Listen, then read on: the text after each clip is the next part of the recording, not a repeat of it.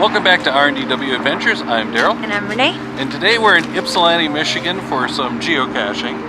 And Ypsilanti kind of has some special meaning to us because we actually met here. Yes, we did. This is, to us, always going to be the university town. Eastern Michigan University is where we met and went to school. So, yeah, this is kind of our town, but we haven't been here in quite a while. Very long time. And there's a bunch of geocaches, including a virtual that we're going to kick off our trip today doing. So the cache was fairly easy itself. We just had to answer some questions. There's some interesting facts about this historic landmark. It's hard to say without laughing. We laughed about this quite a bit as students. It was built in the late 1800s, fully erected in 1889. It holds 250,000 gallons of water. It's very tall. It is very cool coming back here though and getting a sense for what the actual history of this water tower was.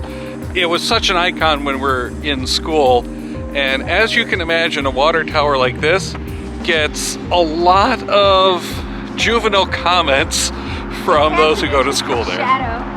So our next mission is going to be this adventure lab called, what was it called again? The Historic Tour of Ypsilanti. Which is, fortunately for us, a non-linear adventure, so we're taking it out of order in the order that it actually works best for us as we're making our way around geographically. So first stop was the original City Hall, or current City Hall I should say, not the original. Right. In downtown Ypsilanti.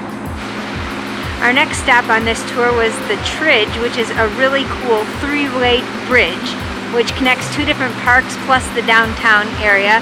And the really cool thing about this Tridge is it goes under another bridge. So the third stage of this adventure lab takes us into Depot Town, which is my favorite part of Ypsilanti. This is where most of the history that I know happened, largely because it was where the railroad depot was. And behind me is the freight depot. Over here is the passenger depot. Now the story goes that that burned in sometime in the 1800s, I believe. And what you see now, that's that one floor passenger depot, had actually been the second or third floor, and they just brought it down after the building burned and turned it into all that's left. So, although it's not an operating depot anymore, a lot of the buildings down here are still the original mid-1800 buildings, and they've turned them into a lot of really cool little boutique shops and restaurants and stuff like that, so it's really cool to come check out. Also, just down the street is the building that was the last operating Hudson dealership, and it's now a cool museum.